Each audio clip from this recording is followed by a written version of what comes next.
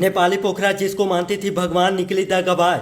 काम के लिए हिट मशीन के साथ खेला खेल, पवन सिंह के साथ हुई से। आपने टैटू बनाया तो बहुत लोग हमको गाली दिए कि शादी तुम्हारा ये कौन है मसूरी लाल यादव? नहीं जानते, जरूरी है जानना। कभी कहती थी खेसारी जैसा नहीं है कोई, पवन के सामने आते ही बताने लगी पवन जैसा तो है ही नहीं कोई। और पवन सर जैसे सच में कोई नहीं है। पवन सिंह को खेसारी लाल यादव के जलाने के लिए सौम्या के लेना पड़ा सहारा। हिट मशीन ने भी बता दिया नहीं पड़ता कोई फर्क। आज भी याद है जब नेपाली पोखरा खेसारी लाल यादव से पहले मुलाकात में ये बोली थी मगरमच्छ वाला आंसू बहाते हुए, खेसारी सर मैं आपको टैटू बनाया हूँ।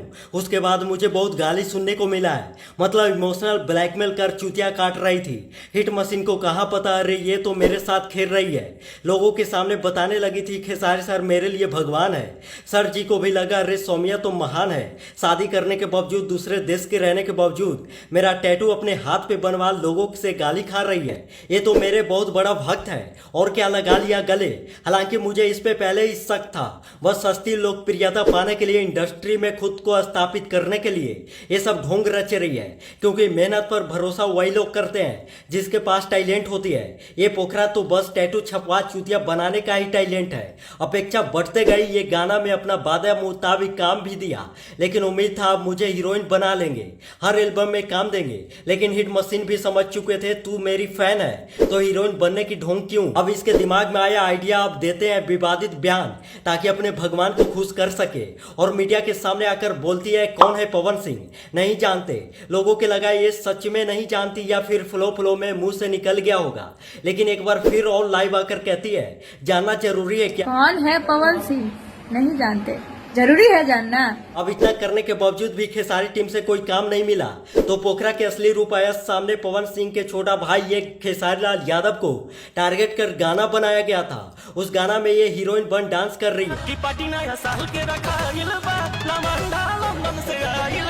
मतलब अपने भगवान को दिया जोरदार झटका। इतना ही नहीं, पवन सिंह मौका के फायदा उठा खेसारी लाल यादव को जलाने के लिए चला नया चाल और एक टैटू के नाम पर इमोशनल ड्रामा करने वाली को एक गाने के प्रीमियर पर आमंत्रित किया जाता है। वहां पर मजाक मजाक में इसकी पवन सिंह खूब लेते हैं। वहां पर बैठे लोग खूब मजा लेते हैं। इतना अपमान के बावजूद भी शर्म हया को साइड रखते हुए बस काम करने के लिए बताती है पवन सर आप तो आवाज के धनी हैं ही, लेकिन आप एक अच्छे इंसान हैं और मैं सबको बताना चाहता हूँ आपके जैसा कोई नहीं है। और पवन सर जैसे सच में कोई नहीं है। और पवन सिंह भी बोल दिया कि ये गाने में देंगे काम। ऐसा लग रहा था सब स्क्रिप्टेड था। ये सिर्फ खेसारी लाल यादव को जलाने के और विवाद करवाने का और अपना गाना चलवाने के लिए पवन सिंह द्वारा प्री प्लानिंग किया गया था। अब गाना हुआ शूट आएगा या नहीं ये मुझे नहीं पता, लेकिन हाँ ये तो सभी को समझ में आ रही है खेसारी लाल यादव के स्टारडम से कितना घबरा गए हैं पवन सिंह। मौगा जवान जैसे कई ऐसे यूट्यूबरों को सम्मानित करना जो हमेशा खेसारी लाल यादव को गाली गलौज करते हैं, फिर पोखरा को काम देना ये दर्शाता है बराबरी तो नहीं कर सकता मैं, इसलिए साजिश करना पड़ रहा है। कुछ हो या ना हो ये नेपाली के धोबी वाला कुत्ता के हाल हो गया है, न घर के न घाट के। ये सोच भी कैसे सकती थी जिसके नाम लेकर यहाँ तक पहुंची उसी से गद्दारी कर आगे बढ़ जाएगी। ये तो असंभव है।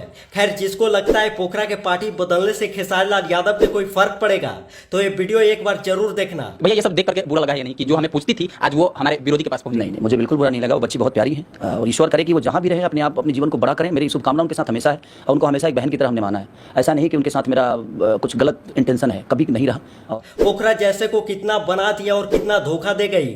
उस समय कुछ नहीं हुआ तो ये फनुंडे जैसे से घंटा कुछ नहीं होगा।